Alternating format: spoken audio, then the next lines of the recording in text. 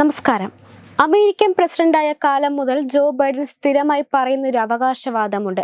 America is back എന്ന്.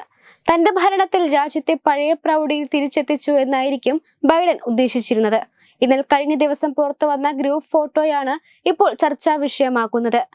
America is back എന്ന് പറഞ്ഞാണ് സമൂഹ മാധ്യമങ്ങളിൽ പലരും ഇതിനെ ട്രോളിക്കൊണ്ട് ഷെയർ ചെയ്യുന്നത്. ഈയിടെ പെറുവിലെ ലിമയിൽ നടന്ന അപ്പെക് നേതാക്കളുടെ ഉച്ചകോടിയിലെ ഗ്രൂപ്പ് ഫോട്ടോയിൽ ജോ ബൈഡൻ പിറകിലത്തെ നിരയിൽ നിൽക്കുന്ന ചിത്രത്തെയാണ് സമൂഹ മാധ്യമങ്ങളിൽ പലരും ട്രോളുന്നത്. ചൈനീസ് നേതാവ് ഷീ ജിൻപിങ് ആകട്ടെ മുൻനിരയിൽ മധ്യത്തിലായിട്ടാണ് ഇരിക്കുന്നത്. അദ്ദേഹത്തിന്റെ തൊട്ട് പിന്നാലെ ആയിട്ടാണ് ജോ ബൈഡൻ നിൽക്കുന്നത്.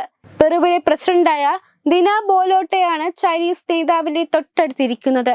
ഉച്ചകോടിയിൽ പങ്കെടുത്ത രാഷ്ട്രതലവന്മാർ പെറുവിലെ പരമ്പരാഗത ഷാൾ ധരിച്ചാണ് ഫോട്ടോ സെക്ഷനിൽ പങ്കെടുക്കുന്നത്. അപ്പെക് ഉച്ചകോടി നടക്കുന്ന പരമ്പരാഗത വസ്ത്രശൈലിയിൽ അംഗരാജ്യങ്ങളിലെ പ്രതിനിധികൾ പങ്കെടുക്കുന്നത് പതിവാണ്.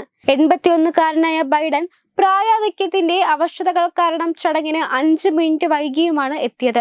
സാധാരണയായി പിൻനിരയിൽ നിന്ന് അക്ഷരമാല ക്രമത്തിലാണ് ഫോട്ടോയ്ക്ക് രാഷ്ട്രതലവന്മാർക്ക് സ്ഥാനം നിശ്ചയിക്കുന്നത്. എന്നാൽ ഡൊണാൾഡ് ട്രംപ് 2017 നടന്ന അപ്പെക് ഉച്ചകോടിയിൽ പങ്കെടുത്തപ്പോൾ ഇത് ലംഘിച്ച് മുൻനിരയിൽ കടന്നിരിക്കുകയായിരുന്നു. റഷ്യൻ പ്രസിഡന്റ് വ്ളാഡിമിർ പുടിന്റെ സമീപത്താണ് ട്രംപ് അത് സ്ഥാനം പിടിച്ചത്.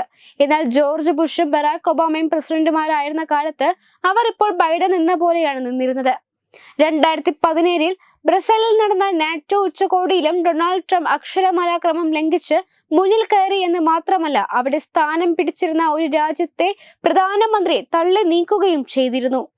ഉച്ചകോടിയിൽ പെറുവിന്റെ വിശിഷ്ടാതിഥിയായി എത്തിയ ചൈനീസ് നേതാവ് ഷീ ജിൻപിങ് ആണ് താരമായി മാറിയതെന്നും ബൈഡന്റെ വിമർശകർ ചൂണ്ടിക്കാട്ടുന്നു.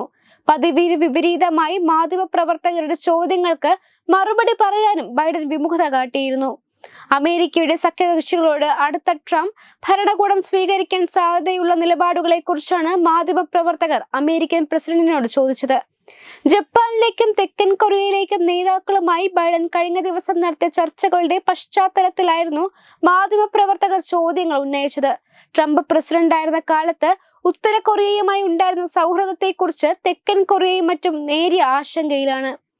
Web desk Tatwamayi news. Powered by Jyotis. Realizing your dream home.